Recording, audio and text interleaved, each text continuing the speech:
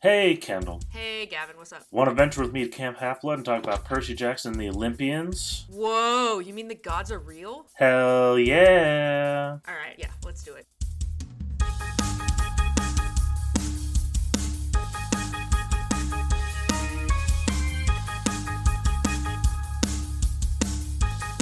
That's right, we're back with our first official Review. topic episode review Yeah, nonsense. we are. You've all been waiting so long for this. You don't have to lie to your friends anymore. Yeah, you let them know that we're back and we're reviewing things and we're gonna go so in depth, it's crazy. I have so many thoughts. But first, before we get into those thoughts, Gavin, what have you been watching recently? I've been watching nothing. Well, that looks like a lie. Listen, I'm a big fat liar. And everybody knows it. I watched that new TED show that came out, like the prequels TED show. I rewatched the Oceans movies. All of them? And I watched... All 11? 12? 13? 11, 12, and 13. Oh, okay. It's only like 4 or 5. I didn't watch the Frank Sinatra one. Oh my god. But I did look it up, and it's pretty crazy. Oh, Jesus. Okay. And I watched Under the Banner of Heaven. What's that one? Which I'm a few years late on. It's the one where Andrew Garfield is a cop. He's a LDS cop. Oh, okay. In Utah in the 80s. Yeah. It's a true crime yeah. thing. And I was like, this sounds familiar. It's bonkers. I'll have to watch that sometime or rewatch it. I don't actually remember, but I do know the title is familiar. That's why I was like, what? Well, it was very popular around award season when it came out. Oh, So it got a lot of buzz. Well, I watched a couple Oscar nominees, although I watched them before I knew they were nominees. No, one of them I watched afterwards anyways. Godzilla Minus One. So good. Also, if you want to be a nerd, I haven't yet because I was busy when it was here briefly, but go watch it in black and white because it's so good. It's so pretty. It's also like it's acted beautifully. The story's really nice, and the writing is, and the cinematography. Ooh, so good. Still been watching Breaking Bad? Yeah. So I was sick for like a week, and I wasn't allowed to go to work, and I got very bored. So I started rewatching Breaking Bad, and I have 4 episodes left. Congratulations, you've done it. Yeah, it makes me feel really old because I forgot that it was released in 2008. And I think the timeline's really like 2008 to like 2010 because it's only 2 years. Right. It's crazy. But like just like when I was watching it, I was like, flip phone? Like, what is this? And I was like, oh yeah, this fucking takes place in like 2008. Because, like, I was like, flip phones, what are these cars? Like, there was something else they were doing where I was like, this is so, like, I feel so old. Anyways, it's so fucking good. I forgot how good it was.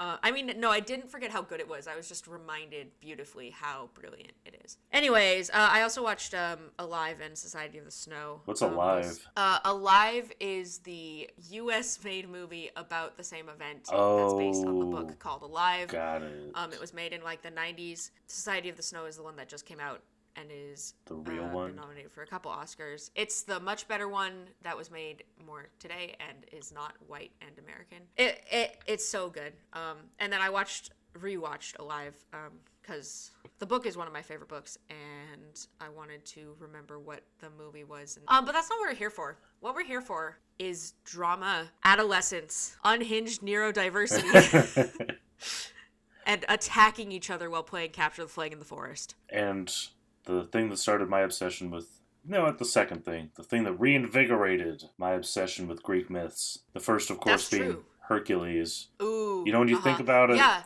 Hercules is the actual story of Heracles.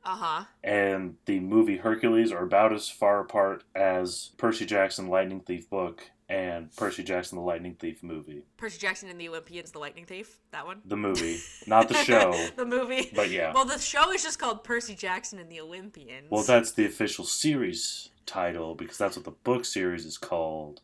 I was referring to the film. But the movie, Percy Jackson and the Olympians, the Lightning Thief. What the hell? Logan Lerman, Brandon T. Jackson, what is Alexa, this Bieber haircut? Daddario, hey look, it's Pierce Brosnan. The 2000s, the 2010s were so unhinged. The rise of YA films. Yeah. God, so classic. Anyways, let's talk about the movie second, though. Maybe? I don't know. Let's talk about the movie first. Because... Let's talk about the movie first? Let's talk about the movie first. Let's talk about these in chronological order. Let's see. When did the books come out, actually? They came out 2005. Okay, sounds accurate. So I read them when they came out. Like, I know not all the books were out when I read them. Did you read them as they were coming out? I did not read the books when they came out. When did you read the books, Gavin? What child are you? I did not... Listen, I was very... What 2010 YA novel child are you? Harry Potter. But, like, okay, listen, here's the thing. I was very, I guess, sheltered. I didn't really have a lot of friends, so people didn't really show me things. And I spent a lot of time by myself, so I didn't really have the opportunity to learn. So I came to a lot of things very late. Were you not friends with the librarian? No. Who offered you all the good books first? No. Oh, okay. You should have read more books at the library. I wasn't really friends with any of my teachers. I had very little friends. I just read a lot. I didn't hate reading, I just never read much. But my first exposure was actually the movie. Oh. And then I found out it was a book.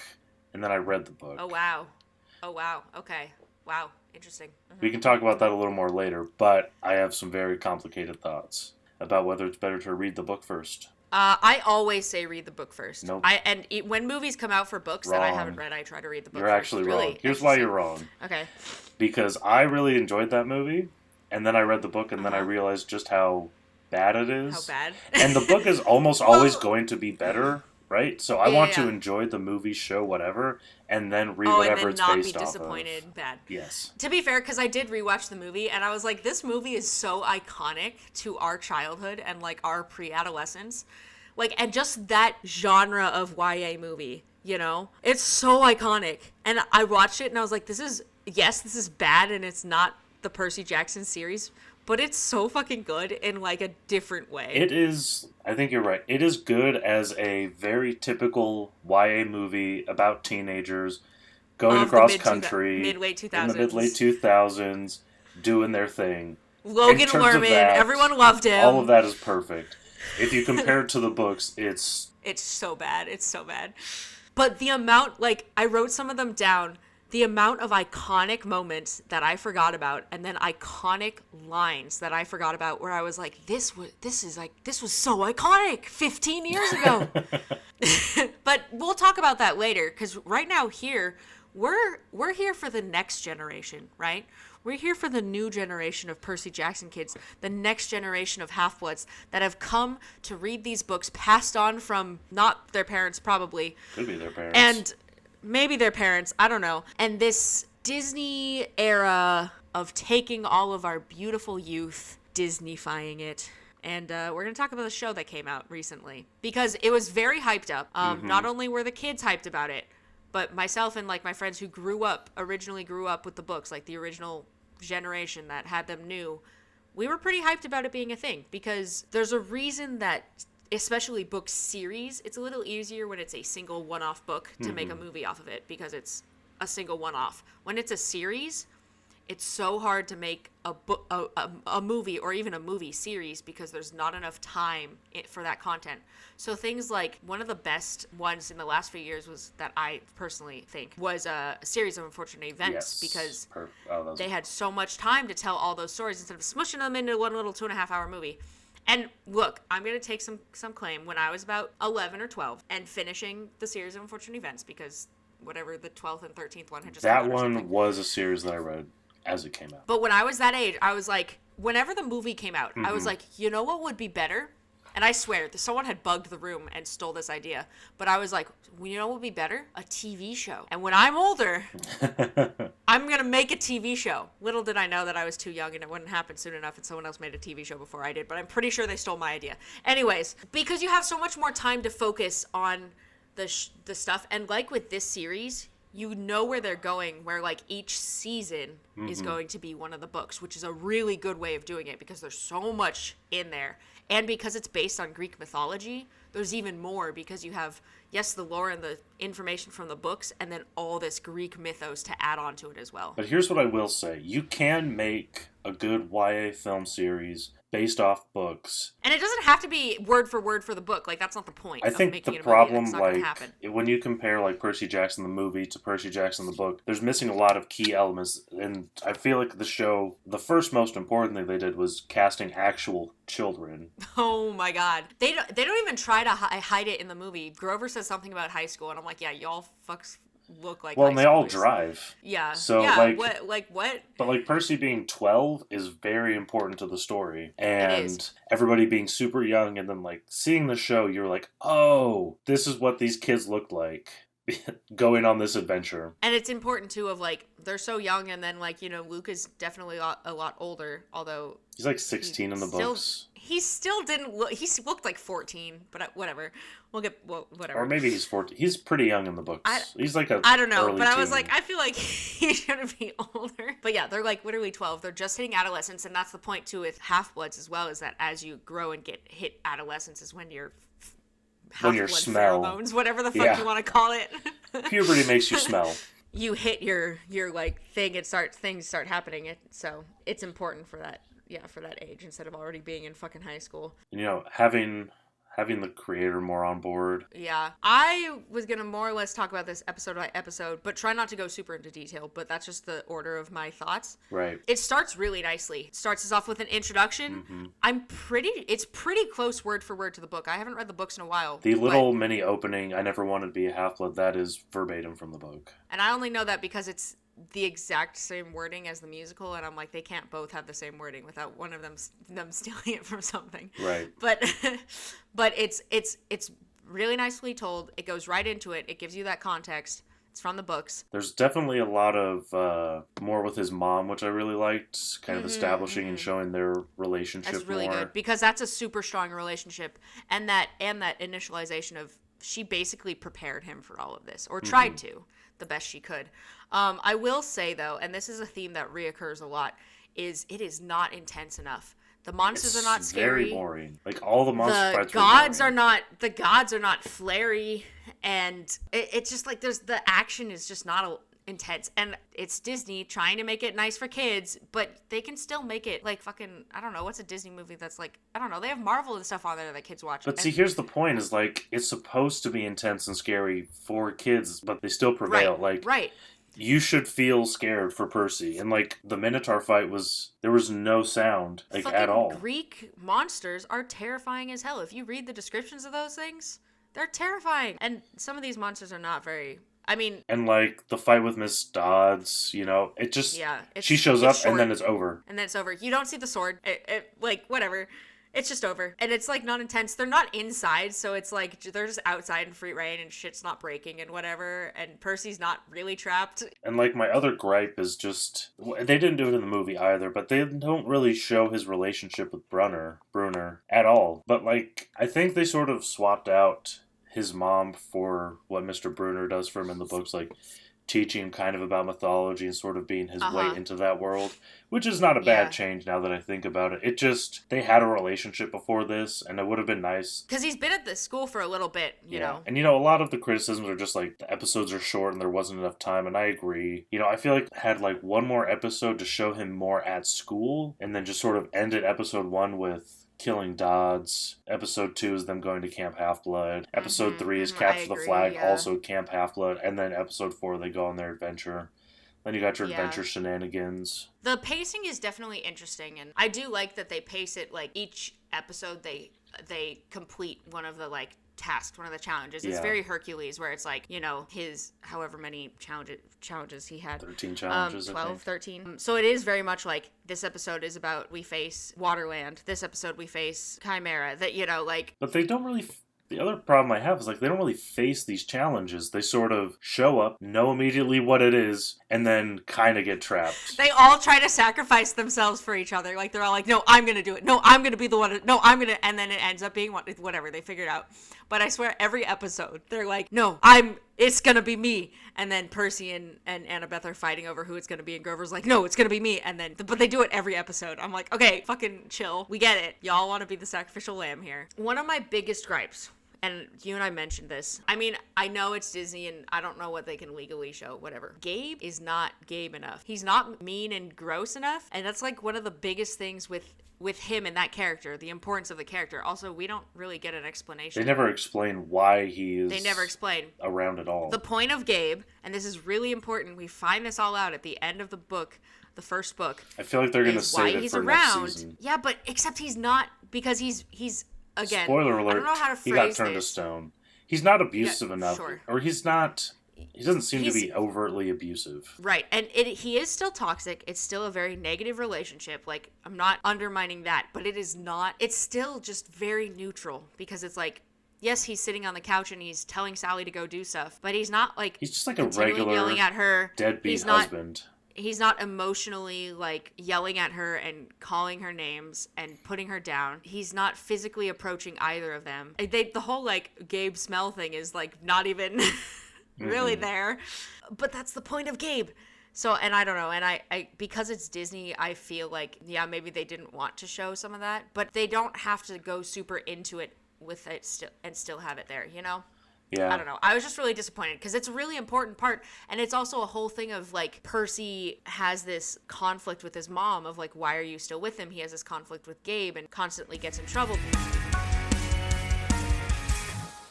They seem okay. They seem to take Sea God and interpret it into like emerald green. So Percy is wearing a lot of green. Well, in the books, there's definitely a lot of green. That's like his eyes are supposed to be green like the sea. I don't know if he was wearing contacts or what. It was great. His eyes looked great. Like he doesn't wear really a lot of blue. And then when his mom's like, blue food, blah blah blah. But then it's like, okay, is it blue or is it green? Well, blue is supposed to be a thing that they have together. The blue is not supposed to be that related to the sea. The blue thing, so in the book, the blue food is because Gabe says that there's no blue foods.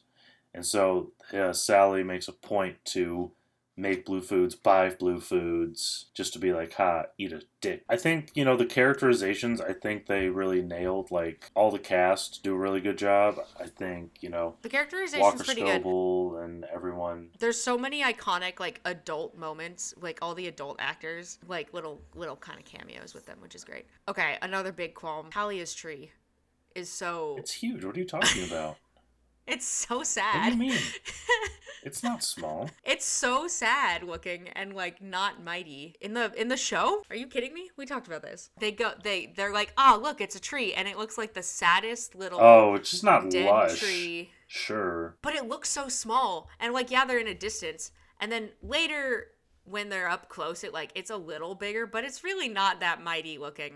It just doesn't breathe to me like I am protecting a whole entire camp of half-bloods. I was disappointed when I first saw it. There's a lot of things going into the show. There's a lot of things that they just don't mention, mostly with the intention and assumption that you have read the books and you know already the answer. One of these things that comes up a lot, especially episode 2, is ambrosia. They don't even mention it. They're just like, you just woke up from being attacked by a minotaur. Yeah. Congrats. Welcome to camp. You're feeling great and better. Let's go do shit. They don't mention like, we're going to go play capture the flag and nearly murder each other, and it doesn't matter because we can just use ambrosia and be fine, And then there's a lot of things also they'll mention Greek gods and their names, and then they'll just mention them, and then they'll move on, and it's like, okay, but not everyone is caught up on their Greek mythos. Like, we can at least say a little bit about this, blah, blah, blah, blah. It's not all of the, sometimes there's smaller things too, but there's a lot of things where they're like just assuming that you already know this, and it kind of is like, you have a whole TV show. I think it's an issue with... to do this, you can fill stuff in. I think it's pacing, timing, and all the episodes are, like, not that long. There's only 8. None of them really break more than 45 minutes. They're, 30 to 45 minutes. They sort of have to clip along. But, like, the thing we already talked about where, like, every situation they get into with every monster, like Medusa, the Chimera, they're not scary. They're not intense. Well, it's not that. I mean, yes, but they just already know it. The Lotus Hotel, even, I feel like they don't get to take their time and, like, learn. And figure it out. It makes sense because, these kids have been exposed to Greek mythology and mythos, so they would know all these things, but the whole point is they're falling into these situations and sort of being tricked into them like other...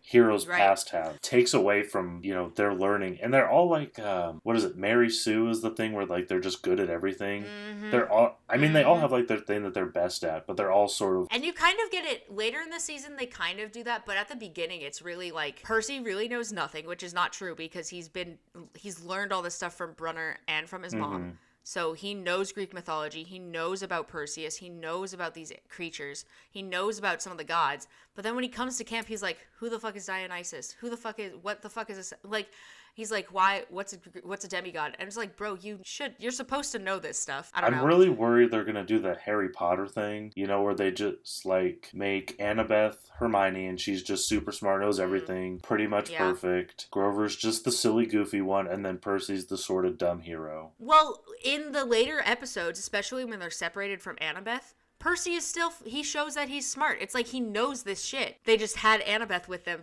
but it was like, there are moments where he figures stuff out before Annabeth does, etc. Or Grover figures stuff out before Percy and Annabeth do. And they just don't show that, they just throw that away. There's also, again, with the whole, like, lack of intensity, I find that especially with some of Percy's reactions, and I don't know if it was just the directing or what, but he's just kind of, like, unfazed by a lot of this shit. Brunner shows up with horse legs, okay. But, like, no, that's not how it goes. Like, even if he knows what a fucking centaur is, he's still freaked out because this teacher he's spent like a whole year with suddenly is a fucking centaur, and he just is Grover. He learns Grover's a satyr, and he's just like, okay. Let's talk about another Grover thing really quick while we're talking about. One minor thing I wish that they'd included was the tin cans, because Grover's always eating tin cans. Oh my god, I forgot about that until I watched the movie, and I was like, yes, because he's a fucking goat. He's not just tin cans, he's just eating a lot. And he's a vegetarian. He just eats anything and everything. Yeah. Which bothered me in like Aries 1 with the burgers. Especially the burgers with Medusa. Oh my god. I don't know what it was with the animation for Grover's legs. They looked like fucking skinny little chicken legs. I was like, what? Also, he wasn't crippled. Yes. He always has crutches. I know. I was wondering, I wonder why they would why they changed that. It's maybe not the most important thing. I wonder if... And he already has his horns, and they don't cover him up. They just he had horns in the book. Yes, but he doesn't have a hat or anything to cover them. They're just like the whole magic whatever thing. In the book, he has his horns, but they're very small. And he has a hat. He doesn't really wear a hat though. He sometimes wears a hat. I thought he had his little. No, you're right. Yeah, they are very small, but when he's in the real world, when they're in the real world, he wears a hat to cover him. It's the same thing with the crutches and the pants. I think they just sort of used the mist as their catch-all. Like, oh, mist, it's fine. Yeah, they really did. It was dumb. And like he doesn't. I mean, those are minor things. Yes, but it is still like you can't just use it as an excuse for everything. I kind of feel like they just didn't give Grover crutches because the kid doesn't use crutches, and they didn't want to be like ableist, I guess, and be like, well, you get crutches. Maybe if they had somebody who already had crutches, they would do it. Like if it was RJ Mitty. Right, and then it's hard too because. And this came up recently with a musical I was talking about with some friends. It's hard because there's those moments of like they have crutches and they actually need them, but then you have to show and depict parts where they don't need the crutches, and so you have to find someone who has a very mild or milder case of whatever the disabling disease is, so that they can do both. And it is hard to find, especially if you're looking at a specific age range too. Like it's hard to find that specific person. Not saying they couldn't find that specific person, but oftentimes with casting, they get kind of lazy and they just throw things out the window. I mean, I get it. It makes sense. Not the most important thing. I mean, or even at the very least, he has like a limp or something, which the whole point of the crutches is like to hide that Grover walks the way he walks because he's a satyr. Yeah, he kind of just walks normal. Yeah. He's just, Again. It's the mist, Gavin. It's the mist. Oh, you're right. I'm sorry. It's the mist. I forgot. I'm a fool. Like I said, a lot of people, I've talked to a couple people who haven't finished the series because they're just like, oh, it's such a long exposition. And, like, that's fair. And I agree it is, but it's something that it needs because it's such big world building.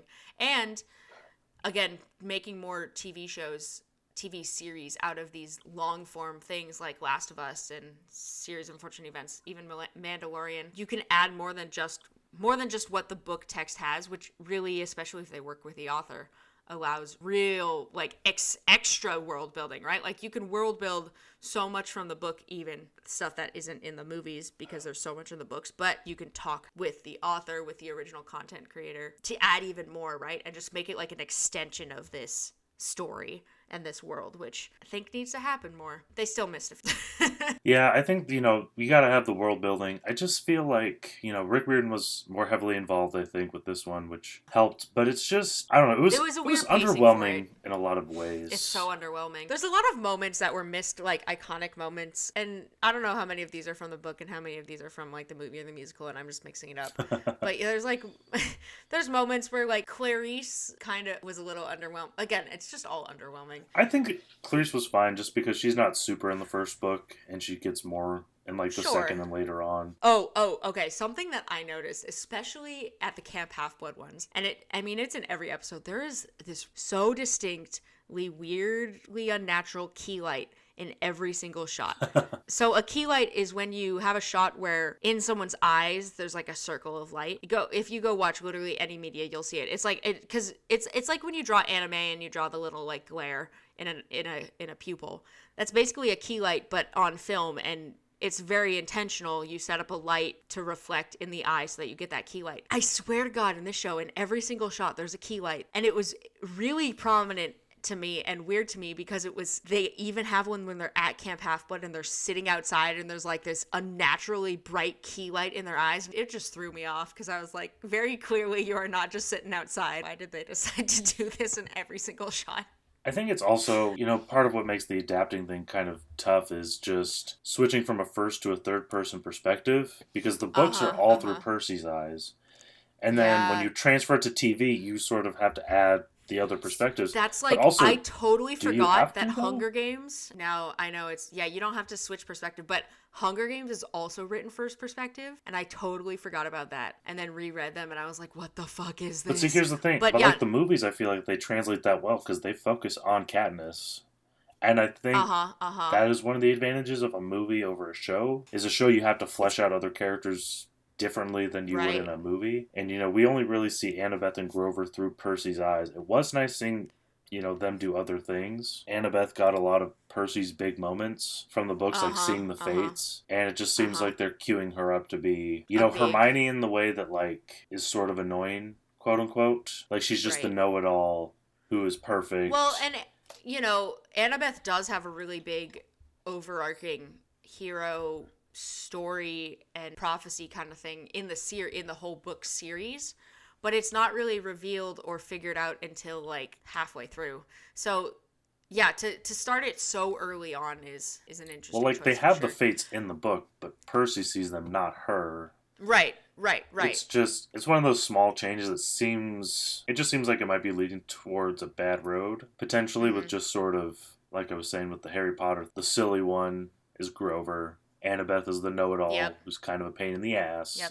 And Percy is the unaware hero that doesn't know what he's been brought into. There's a few things that I wrote as well as like, unless I missed it, and I wrote some notes that maybe I just missed it because I wasn't paying attention, but no one explained the ADHD dyslexia trait. No, they didn't talk about that at all. Which is very important for Half-Bloods.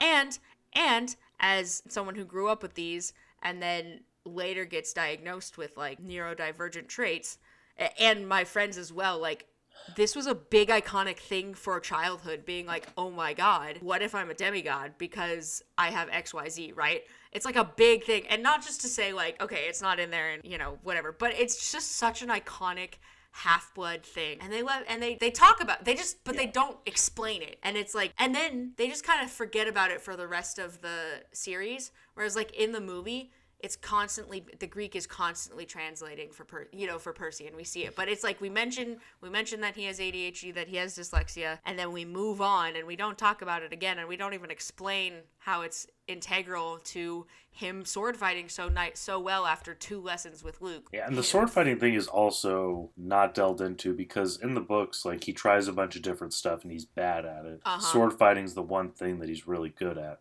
And they do touch on it later on. But barely. This is a rare thing for, I think, either of us to say. I could have used a little more Percy narration. Yeah. Just sort of getting more into his feelings. Or if they just done something better with, he's not good at archery, he's not good at knots, he's not good at welding. They do sort of show those things, but they don't show just how good at sword. Good And like they do in the last episode with those flashbacks. But they could have done some of that earlier while they're at camp. I have more on my notes about Percy having people explain things to him. Because again, he's smart enough to figure this stuff out. And there are key moments in the books and in other media where he figures these things out for himself. It might just take him a hot second because he's distracted and thinking about other things. Again, his mom prepped him for this. Mm-hmm. That's a conversation that comes up later too, is that with his dad, or his mom is like, I want him to know who he is before you tell him who he is, etc. Yeah. So she preps him for that. Mr. Brunner preps him for it through class. But they never show that, They never show that. Again, which is weird. That's a very big moment, is that they're on this field trip specifically about Greek mythology, specifically so that he can learn this stuff from Mr. Brunner. And then we have that whole weird, like, trading card moment with Grover, but we touch on it very briefly, and then it's out of there. But it's like, so Percy knows who these monsters are. I like that Easter egg, though. That'll come into play later on. I liked it, too, but it doesn't register at all that Percy knows these monsters, he knows these gods, he knows these stories and myths, and yet, one of the iconic moments that I like is that Percy decides to go rescue his mom, right? Yeah. Percy is like, my mom is with Hades, and I'm going to go find her. He doesn't even figure that out till later. Right, but it's like, no one tells him that, right? Like, he figures it out. He figures it out later on, or like partway through the quest or something. Right. It's still like he had to be told that in this one. He has to be told about all of these gods and who the gods are and what their godly focus is. Like, he has to be told about these monsters. And it's like, no, he doesn't, because he knows this stuff. One of my favorite moments, though, is when he goes to Dionysus and he's like trying to ask about his dad, and he's like, it's me. I'm your dad. Oh my God. He's Dionysus, like, you're my dad? Again, there are some great iconic moments, and I really like that one, but Dionysus was not Dionysus enough. Like, it was barely like a scratch, right?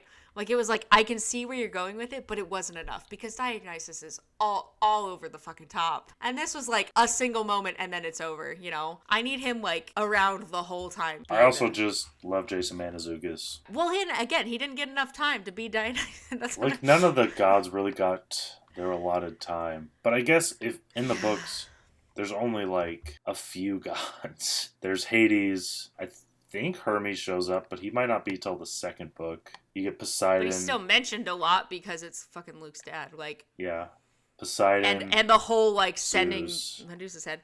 And again, they're all very underwhelming, which is so disappointing because they're fucking gods. They live to make big, impactful performance moments. Ares shows up and he's barely a biker dude. He's just angry. And it's like, okay, you're just an angry old white dude. He's not putting on a show. He's not putting on this bravado. Oh my gosh. Sorry. I just thought of so the guy that cast is Adam Edge. He's a wrestler. I just thought of a way better Ares, who's also a wrestler. Batista. Ooh, Dave Batista could have been a badass Ares. That would have been good. But it's like, again, later, Ares shows up for this whole fight battle with Percy. It's so underwhelming. He's not even like dressed, like putting on a show. We see Hermes for the first time and like, okay, look, awesome cameo. Love Lin-Manuel. But it's so boring. I'm like, he doesn't even have shoes with little wings. He doesn't even like, he's just chilling in it. Like, I will say a lot of the outfits, except for maybe like Hephaestus, were a lot more accurate to the books, like the pinstripe suit and the. But they can still have flair to them. Right. None of them had flair. And I'm like, even though they're living in a normal world, they still have flair because they're fucking Greek gods. Yeah, that's true. I guess they're just missing the oomph. They expect to put on a show, and they expect to either scare you or show how much better they are than you. And all of them were just like normal people. Yeah, they didn't have that oomph. And speaking on gods, so since Lance Reddick is passed, and he's not going to be able to come back, of course, obviously they're probably just going to recast Zeus. But I think it would be even cooler, since who's to say what the gods look like all the time? Just recast every god every time. Like every season, just get somebody else. Well, and also because they can look whatever the fuck they want to look like. Exactly. They all have their true form, which you're not supposed to look at anyways. But who's to say that look however they want to look? This version of Ares looks like this. The next time, maybe he's more badass. Maybe he looks different. Right. Poseidon tries to look more dadly. That he lost, he fucking changes. Yeah. Okay. Who's to say these people will always look like this? So I think you just lean into it and recast them every time. more underwhelming moments. This one I was really disappointed with. The Oracle was so flat and underwhelming. And I feel like that's supposed to be a really terrifying moment. And it's not even, like, introduced. I think it's indicative of the whole problem is, like, Rick Riordan wrote the books, of course. That movie came out. There was so much just backlash and hate for it. Even he hates it and doesn't want anything to do with it. And so when he made this show, it's like he made a bullet point of all the things that, like, the big main things that people would want to see. But it wasn't how he just tried to hit them. Yeah, well, I mean, you're right. But just, like, trying to make sure those were hit. And I had another realization about the thing that kind of bothered me. So, going to Medusa, I like how they recharacterize Medusa. None of that was the issue. But I realized that they always stumble into these monsters, so they don't have time to, like, realize what situation they're in. Right. Because they're realizing it as shit happens. Because in the book, it's dark. So, it's after the bus explodes. It's dark, Which raining. We didn't even get an exploding bus. Sorry. I came for explosions, and I did not get an exploding bus. You know what else we didn't get? A zebra. Anyways, I was like, if this bus does not blow up, I don't know what I'm going to do. And it didn't blow up, and I gave up. But, you know, they are traveling. It's dark. It's raining. They're in the woods, and they smell food. So they go to this place, and then they realize it's Medusa's place. Which is very important and integral to A, Medusa, but also B, most Greek trapping creatures, you know, sirens, the lotus. Like, it's all you come in naively, and you come in and you're tempted, and then you get trapped. With the Chimera and Echidna, he just ends up on the elevator with them. Like, they just keep getting put in these situations, and they just don't have time to, like, figure these things out.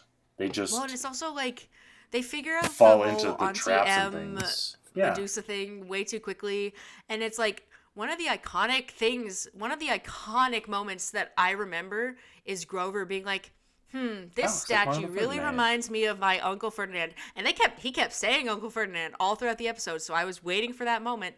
And it's not until after they realize it's Medusa that he finds Uncle Ferdinand. But one of the important things was he's like, wow, these features are really, really detailed. You really got his little mole on it, you know, and his wrinkles. And then they're like, oh shit, it actually, you know, but they don't even have that moment. They're like, Auntie M for Medusa, because there's a bunch of statues? Wow. That was one of my favorite moments in the movie is when he's like, the whole man, that looks like my Uncle Ferdinand. You've got a mole in the same place too, but that couldn't be my Uncle Ferdinand because he was killed by Medusa. Right? But it's even like, then they spend the whole time with Medusa not looking at her when it's like, because they already know, right? They're not like, again, it just adds for a very anticlimactic moment. Again, I was really disappointed by the design of the Chimera. I was like, this does not look scary, and it doesn't really have distinctive features of a Chimera. It was very colorful, though. Half-assed. Same with the mermaid or whatever the fuck was underwater. The Naiad. Is it supposed to be a mermaid? The Naiad? I don't know. It was a weird like octopus mermaid thingy. I was like, this is interesting. I don't know. Speaking of underwater, why was that boy always wet as soon as he got out of the ocean? Right? I was like, don't you? That's his thing. It's raining and he's like. Well, that's different. The only thing I can imagine is that they're just gonna bring it up later on. They're gonna like. He's going to mature into his powers. He hasn't discovered that power yet. I will say, though, the child that plays baby Percy is so precious and also has such good acting chops. Nothing against Walker Scobell, but honestly, there were moments where I was like, he looks like him, but I was like, there were moments where baby Percy was like more intensely into it than like modern current Percy, and I was like, something's off here. Something's off. Just because it's like you gotta match the intensity somehow. I don't know. I am worried that this show's gonna Stranger Things with the actors. They're just gonna get really old really fast.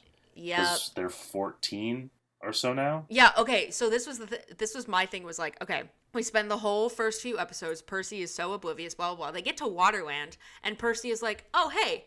All of a sudden, I remember everything about mythology that I've ever known. Let me tell you all about it. And I'm like, okay, where were you? Where was this 3 days ago when you were learning about the Greek world? And he's still with Annabeth, so it's not like he's just explaining it to Grover.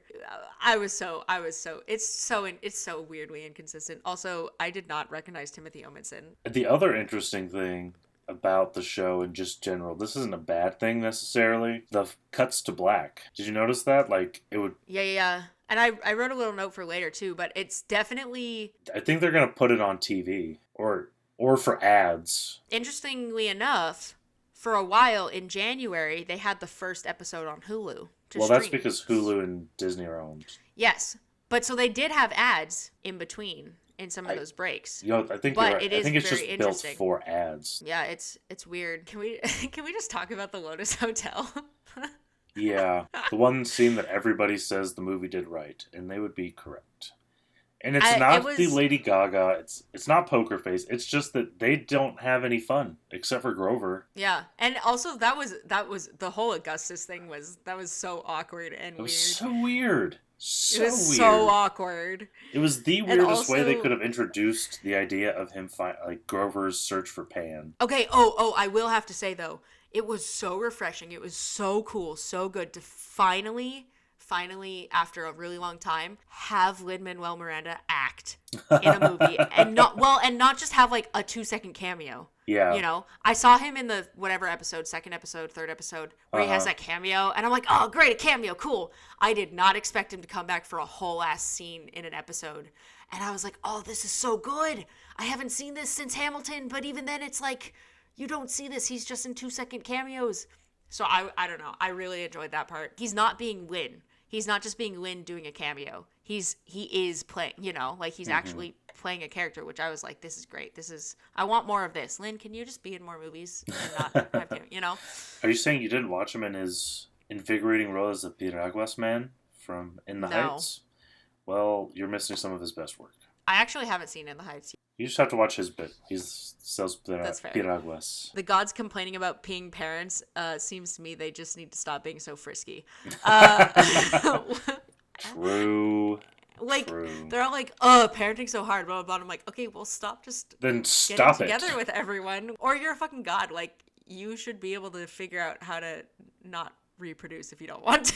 Maybe stop fucking. Maybe just do what Hera does and is like, hey, I'm not going to do that. We finally get to go to the underworld, which is great. We went to the underworld in the movie. Finally was like a little more intense and dark, but still not enough. Like the world was at least dark and intense, but it still wasn't enough. However, I will say, I saw this, somebody else posted about this, but Rick Riordan said there was not going to be any crossovers or connections to the original movie and the series.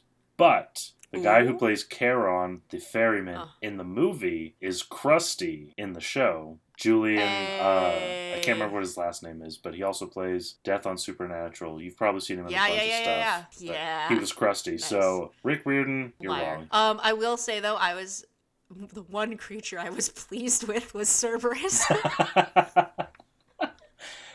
How could you not be pleased by a 3-headed good boy? I will say the Minotaur was pretty good as well. That was about it. I liked the Minotaur. Cerberus. It just was underwhelming. There was no intensity to it. Cerberus again, like Cerberus had his moment, and then the whole like he's literally just a lovable dog. We all know Cerberus is just a dog. He needs pets and love. He's just a puppy. And at least they had that. Yeah, he's just a little guy. He's just a little guy. He's just a little guy. So I did like that. Towards the end of the series, specifically episode 7 and 8, we get this weird flashbacky thing a lot. Like every episode has like 1 or 2 moments of a flashback. That's fine. And it's a quick little thing. Episode 7, there's a whole other fucking storyline going on flashbacky, which is fine. I will say I liked it. It's important to finding his mom and learning about his dad and going to the underworld and this whole regret thing. And it's fine. I don't mind that.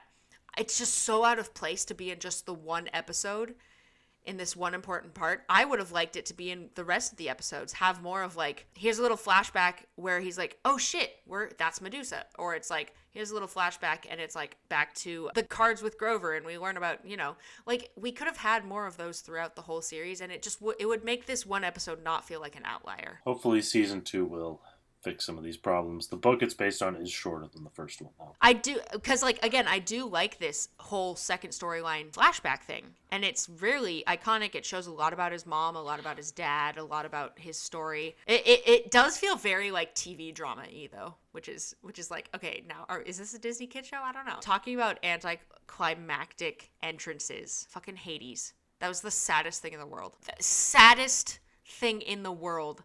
And I'm like, this is fucking Hades, the god of the underworld. And he just doesn't even waltz in. He just like, he just casually walks over. He's just casually striding over. He's like, hi, chill, welcome. I don't even look scary. I don't even look like, I don't have any flair. I'm just chilling. So hopefully they will make it more whelming in the second season, better the pacing, and if we can get a really awesome Tyson, that would be great.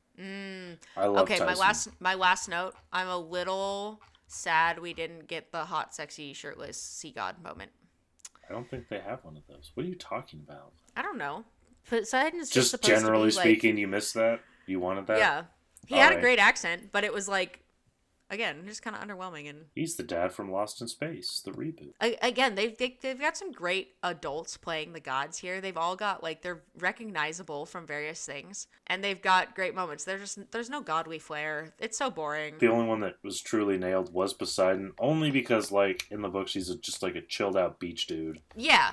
Well, he wasn't really beach dude. He was just chilled out, kind of like Just he chilled wasn't even out. beach dude. He didn't feel beach dude to me. Hey, he wore shorts and a flowing t-shirt. That's beach dude, damn it. It wasn't enough. Just You 'cause don't he is know. You're not a beach dude. I know a lot of beach dudes. My dad is a beach dude. My dad is Poseidon. No, My dad's actually Poseidon. Surprise. yeah. Surprise. You heard it here first. Kendall's dad's Poseidon. Yeah, I don't know. It was just not the whole, in general, overall synopsis. It's not so dramatic. It's not flary. It's not intense. It feels very neutral. It definitely feels very neutral. Disney-fied. It's very Disney-fied. You know what? It's safe. It's safe. Very safe. Yeah, it's way too safe. And it's boring because of that. I've talked to a couple of my students that have seen the show and are very psyched about it, super hyped. And now that I've seen it, I kind of want to ask them again, really in depth their opinions. One of them I know has read the books. When I was that age, I would not have enjoyed this. I think that's true. I just also would say, and hopefully they will hear the criticisms and fix that for future seasons. Yeah, we'll see. But I do think I would definitely enjoy this show in some aspects, or in some ways more, had I not read the books. It's very hard once you've read a book to separate your feelings of the book and your thoughts of the book from whatever you're watching. I come from a view of like, it's never going to be exactly the same as the book. You know, and sometimes you have to change it because things in books don't work well on screen. That's fine. I don't mind things being changed for that reason. But this is just a whole different. The details that they got in are great. The details they got in are great. They had time for all these world building moments, great. But they missed some really key ones that are not hard to put in with all of the little moments of them just being a side explanation while one character's explaining to another character. And like, how hard would it have been to buy a horse and paint it black and white so it's a zebra? They do that all the time. That's the only. It's fucking Disney. They could have gotten an actual zebra. I don't. Well, actually, fun fact: you cannot domesticate zebras. So every time you see a zebra in a movie, it's a horse. It's a horse. Painted. Like if it's doing something. Except for in the movie Roar, because those are real fucking. Anytime a zebra is doing like a trained fun trick in a movie, it is a painted horse. Even in the hit movie Madagascar, that is a painted horse. That is technically accurate. I think you hit it when you said they've just changed the feeling. Can we touch on something real quick? What is it with all these young... I get it. No, I get it because it's geared for that age.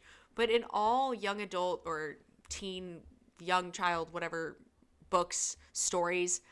The kids are always 11, 12, whatever. Yes, I grew up in a time where I was told to just go outside and play and not come back until dinner, and we did that exact thing. But then, 2012 hit, 2010, 2008 hit, and people became so protective of their children that they don't take school buses anymore. They don't walk to their friend's house after school. Latchkey kids aren't even a thing. Why are we sending 12-year-olds across the country with $200 in this economy? Mr. Brunner? What? In this day and age, it's so much more unrealistic. I would never believe it. Like, I understand that it's geared for that age, so you want the characters to elicit that age. I don't know. It's so unrealistic. And like, yeah, we're talking about a book where it's Greek gods and shit and mythology, but it would not happen. Whoever's writing books these days for youth, make them a little more realistic, please. All we're saying is, get your shit the fuck together. God damn it. Kids are great. I feel like they really embody their characters. We actually finally get some diverse casting, and things don't have to be book accurate descriptions so that we can have diverse casting. The only reason people were getting uppity in the original one is because there was so much wrong. They were like, and she doesn't have blonde hair. Right. If you're gonna have a white girl play Annabeth, you can give her blonde hair very easily. It's like not the most important thing about her. No, but I know people got really uppity, and I'm like, okay, that was like one of the easiest things they could have done for that version of Annabeth. It was nice to actually, have some diversity, and even like amid the gods, like fucking, it was great amid the gods all throughout camp, just in general. I think if I remember correctly, the only character in the book that I feel like is pretty specifically mentioned to be not white is Beckendorf from the Hephaestus cabin. He's black. And then in the second series of books, there's a lot more diverse. One of the characters is half indigenous.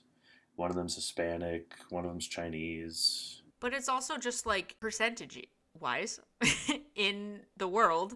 The one thing I like about Rick Riordan is he's willing to make changes that are the right changes. There was all the backlash with the Annabeth casting specifically because racism and people are pieces of shit. Then people were like, well, what about like the other characters in the other books who aren't white? How would you feel about changing them? And I'm like, that's a lot different. Because that's a lot different. Their cultures are like, that is infused into who they are. Annabeth being a white blonde kid is not the same. And changing her to somebody who's black. She can still be a California girl. As opposed to like Leo in the second series of books who's Hispanic and is a part of his character. Like that's a lot different than if he was a little white kid, Yeah. Unless you're changing things that are specific to him, I suppose. And they got the important things right. Should we do a brief little lowdown on the movies? Oh, sure. They're not accurate at all, really. They take one paragraph from the book. They're so fucking wild. They take one paragraph from the book, turn it into a whole movie. Persephone is nowhere to be seen anywhere because it's fucking summer. And also, where's the Hydra in the book? Oh, that's right. It's fucking nowhere. That's true. Love the Lotus Hotel. Isn't the Hydra in like the second or third book? Something like they do that. Fight a Hydra. I don't know. But it's not until way later. Like I remember them fighting the Hydra. It's just not till later. But that cast is fucking stacked as shit. Adults and teens. Chris Columbus, totally forgot. That was Chris Columbus. Also, all the like production companies, like these kind of indie, more or less niche companies that I don't even know if they exist anymore, to be honest. It has a really great opening. I'll say that. I don't think I've seen this movie since 2010 when it came out. But it's so inaccurate. There's so many weird consistencies. To be fair, it does say very clearly on the opening sequence, based on the book, which is very true. It definitely has the same name as a book. Inspired as a book that exists. I like that Percy already has a connection to the water in the movie. They kind of give him one in the show with Montauk. It's not a whole lot. He also definitely has a much better, stronger connection with Grover. Like, it's definitely like, oh yeah, they've been best friends for a while. Same with Brunner. Like, there's a very big, I don't know. I feel like they didn't have as much. I mean, they did, I think, more than the show, but... More than the show. That's just in comparison. Grover is iconic as fuck. He's the best. That was like... I have a funny story. So... That was the first movie I ever saw Brandon T. Jackson in. And then I watched Tropic Thunder later on. What a fucking 180. Because, just as him, starts with him singing ass and titties. He is the token POC best friend. That's not great. Which is really sad. 2010s. Fucking hate it. There's just some great moments. Gabe is pretty fucking terrible. Pretty terrible. There's some the Dodds fight is weird, and there's that whole like Brunner and Grover are cocking right in front of Percy, and they don't even. Still really care. Slightly more accurate than the way they did in the show. In the movie, they completely forego the Camp Half-Blood t-shirt, which is ridiculous. Dumb because they could have made so much money off of that merch. And they're all in like legit like golden age armor and like living off of a spit. And they like totally just didn't do cabins because Luke just has his own tent where he's just got the whole fucking... It's this fucking tent with electricity and internet. Like what? I don't know. Playing video games because he's like 35. In the movie, they also combine a lot of characters, like Annabeth and Clarice are kind of combined. Oh, yeah. Chiron and Mr. D are kind of combined. Luke and Ares are kind of combined. It's a weird... I always hated that in the movie because I rewatched it after having read the book recently. And Annabeth is not a sword fighter. It's made very clear in the book she has a dagger and she does not fight with swords. And she has her whole like reason behind it. What was the reason? It has to do with her mom somehow. And I don't remember if it's because her mom is anti-violence or if it's some other battle strategy thing. I don't remember specifically, but I was like, she's not a sword fighter. She's terrible at it. She says it all the time. One thing the movies do is they really embrace the fact that there are these demigod-only zones and monster-only zones and god-only zones. Like in the movie, there's multiple times where Percy's mom can't go further because she's mortal. Oh, yeah. And they, like, really embrace that fact, which is important, too, that, like, camp has this protective, like, only demigods and the counselors, the gods that are the counselors, can get into the camp. Except Hades makes his way in fucking somehow. Oh, yeah, fucking... That part's weird. And the weirdest part is, so, in the books, the whole thing with the 3 pearls is that, because there's no prophecy in the movie, so the big line is, you'll fail to save what matters most in the end. And he leaves his mom with Hades. But in the movie... They leave Grover so that he can fucking bone Persephone. I know, right? It's iconic, though, because so Grover funny. is very much like, no, I'll stay. It's fine. And then they leave, and he's like, oh, yeah, let's get it on. Like, he very much knew what he was doing when he was like, leave me behind. My other favorite thing is how, I wish they would include this in the show, is he's always bleeding. Like, Matt! Oh, my God. Yeah. That's so good in the movie. He just gets nervous and bleeds. Especially because in school, he does it a couple times towards when the big, like, Percy figuring out about Greek gods thing happened. Grover does it, and he's like, what the fuck? Why are you acting weird? Yeah, I think he definitely would. I don't remember if that's from the book, but that's definitely the sort of thing they should include in the show one way or the other, because it's very funny. And it just feels very accurate, because your part goes, so you get nervous and you... This movie is so iconically 2010 It's so fucking YA crazy. Movie. We got the weird shrooms moment at the Lotus Hotel. Oh, iconically, I don't know how this made its way into every 2010s movie. People hiding out in the bathrooms until an establishment closes. That would not fly. You would never be able to get away with that. No, never. Any time after 2010. 2000, never. I feel like, unless it's the 90s. What is this fucking Pearl quest? Right? They took, like... I get why they did it. You know what? It almost makes more sense as, like, an episodic thing than, like, a movie thing. Because, you know, it's just going and collecting things. So it gives them a reason to go to these places. I don't know where the hell they came up with that idea. Because they still could have gone on the same, like, go get the lightning bolt quest. And they still would have hit the same points. So I don't know why they had to have the stupid Pearl thing. I don't know who wrote this movie. And it also doesn't make sense because they just get the first location of the Pearl, and then they have to collect the other ones, and then it knows that they want to go to Hades after that. It was just weird because they connected it to Persephone. Actually, that's the... Yeah. Like, Persephone's not around during the summer. She's with her mom. Nope. That's the whole fucking point of Persephone. She even talks about it in the movie. She talks about the only fun I have is when I get to leave. And I'm like, okay, but you're supposed to be gone right now. Like, that's the point the only of fun you have is when you leave, summer. But you're here right now. Is when you're not here. Anyways. She did get to have a hell fucking epic queen moment, though, of standing up against Hades. Listen, that just screams to me they want Rosario Dawson in this movie. This movie, though, really embraces the whole, like, water bending.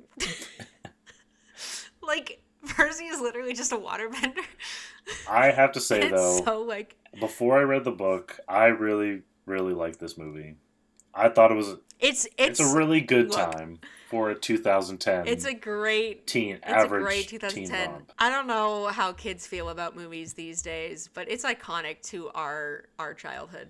I don't know. You know what it I sort watched of it and I is? was like, this is so iconic. It's like a slightly worse version of The Sorcerer's Apprentice. Ooh. But that's a great movie. With Nick Cage? Yes. Nick Cage and Jay Baruchel. Yeah. Mm-hmm. Amazing. It reminds me of the Aragon movies. Oh, no. Don't say like, that. Again, another iconic 2000s YA movie. I didn't even like Aragon the movie when it came out. No, that was bad. In summation, the Percy Jackson film and TV franchise is a little scattered. There's a reason they stopped after Sea of Monsters. I was honestly impressed they got Sea of Monsters. I didn't think they were going to get it. Me too. Yeah, no, me too. Surprising. I will watch season 2 for sure because I'm that guy. I'll watch it. I'm not gonna wait anxiously for it to watch and then binge it when it first comes out. Like, although actually that brings me to a point. One of my talking points, which I was maybe gonna do for relevant talking time. I didn't watch it as it came out. I waited. I watched it basically in February. I watched the show. The way Disney released it and the way they've done this with like their Star Wars spin-offs and stuff is that and the Marvel ones is they release week to week. I like it, which is interesting. Yeah, I wanted to know your opinion on it, because we both grow up in like a watch it on TV, you have to wait a week. Sometimes you have to record it because you're going to miss it. But there's so many shows these days that all get released at once, and so you can binge watch them, or they've already been released and you binge watch them on streaming services. So I don't know. It's interesting that streaming services have taken to this release once a week. Maybe we can do a longer episode on just this, but my short answer is we can do an opinions. I like it because binging feels very daunting. It was really cool when it first started, but then there was so many shows coming out that all would be binge. And, you know, it's like, I have 13 episodes of Daredevil, I got 10 episodes of this, I got 10 episodes of Stranger Things. And it just feels very daunting to watch 10 episodes. It's so overwhelming. Because you feel like, you know, you have to watch them back to back to back. Because they're not really, they're designed to be watched that way. And if you don't watch it that way, sometimes you can miss stuff. But, you know, this model gives you a chance to watch it, enjoy it, think about it, ponder for the next week, and then have something to look forward to. I think it's also just good from like a discipline, like a self-discipline standpoint too. And also like we cater so much to like Gen Z, Gen Alpha. It's good for them to have to wait a week to get a TV show, to literally just having that not everything can just be served right away sort of thing. Like, and it's also like, because also like TV shows and movies take a lot to put together and to make. So like, let us pace it out a little bit and enjoy it too. You get to enjoy it more that way too, because you're not just binging it in a day. The whole post episode next week on, they don't say next week on, but they have their like recap of what's happening next. If you're not watching it week by week, that's kind of irrelevant, and I feel like they should be able to like skip this or whatever. Well, like they do with last week on. Just skip the credits. I mean, yeah. It's not but then if you do that. But if you do that, then you miss like the last scene with Gabe. That's true. What do you want? I don't know. I don't know. What I don't know. do you want? One very brief thing that I will touch on that I enjoy and that I think everyone should enjoy is the Percy Jackson musical. Oh boy. It's called The Lightning Thief. It's so fucking good. And if you can watch the definitely not bootlegged recording on YouTube with the original cast. First of all, the music is amazing. Second of all, like, no, they don't hit every single point because there's like 2.5 hours. But they do a lot better than the movie did, let me tell you. In 2 hours, they do a lot more than the movie did. But I think with the musical, especially the original cast, is they really embody the, like, ADHD pre-adolescent energy these kids have. Especially the fact that, like, it makes you understand Mr. D. Mr. D has a whole song. It's great. But it makes you understand, like, he's literally in charge of hundreds of pre-adolescent children that all have ADHD and dyslexia. Terrible. And let me tell you, as a teacher who teaches mainly neurodivergent kids, it is hard. And the energy that they give, and not even like neurodivergent ADHD, but also just pre-adolescent nature, pre-adolescent like stupidity. I don't know. They just embody it very well, also considering they're like 20-year-olds playing like 12-year-olds. Yeah. I am interested in season 2 because I can't wait for Percy's cousin, whose name I forget. Or half-brother? His half-brother Tyson. He's a Cyclops. Because we know how it happens in the movies. Oh, I hated it so much. They're just like, here you go. Here's your half-brother. And he's like, huh? But in the book, it's so cute because, like, he's best friends with Tyson because Tyson's, like, homeless. Oh, that's something in the show and also the movie is that Percy can be a little more of the awkward new kid. Like, he's still cool. He's supposed to be so awkward new kid. He's the main character. Like, I move around a lot and always have to change schools. All right, do you want to do your relevant topic for this one? Who is your godly parent? Now, there are many to choose from. Here's the question. Are we going by who you would want or who probably would be? I mean, if I had my pick, I would want it to be Hephaestus because I think it'd be really bitchin' to be good at making stuff. I've always had a connection to Hermes for whatever reason, so I feel like Hermes, the whole winged shoes thing. I don't know, running around winged shoes, being everyone's errand boy. If I had to guess, I would say Hermes. And you look a little like Linda. But I've also always loved the ocean and marine biology and water life, so I do think that Poseidon would also be a strong choice. Not choice, but a strong one. Would you pick Poseidon as yours? Because I feel like Hermes would be Hermes being your a godly little more parent. Just viable, also because Poseidon. That's what if Poseidon and Hermes got together? No, well then I wouldn't be a demigod because Poseidon's so rare, and I don't know, because I've always been drawn to the ocean and water and marine biology, so I don't know. I would choose Hephaestus. If I could choose my godly parent, I would pick Hephaestus. A more accurate one. That is hard. I was looking at Dionysus because I was like, maybe not though. Fertility, religious ecstasy, not really my thing. I was kind of thinking of, when you first said it, the first one that came to my mind was Apollo. Apollo, yeah, I was thinking Apollo, or even like, well, I want to say Hera, but maybe not. I don't actually know. Hera doesn't have any kids. Oh, that's true. I could see you as Apollo. But I'm not good at archery. I mean, you don't have to be good at all of the things. Oh! Momus, god of satire, mockery, and criticism. I mean, if we're gonna be, that's hurtful but true. I think you would be Apollo. Honestly, I was also thinking Ares, maybe. Getting out those... Because of the deep rage I feel in my heart sometimes. I'm gonna say Apollo. And I'll say Hermes. We've categorized ourselves. That's all for the Olympians, at least for a year or so, right? We've gotten it all out of our systems. I think we'll be back. Season 2, we can do a part 2-er, A Sea of Monsters. Make sure you like, follow, subscribe, comment, share. Let us know what you thought. Let us know your opinions. Let us know who your godly parent is. And your opinions on the show, movie, and if you've seen the musical. Make sure you subscribe so that you know when we post next. We've got Oscar season coming up, so we got some big things to talk about. We got a lot. We got a lot burning. Thank you for listening. Have a bam good day. Have a bam good day, everybody. Thanks for listening. We'll hear you next time. Bye.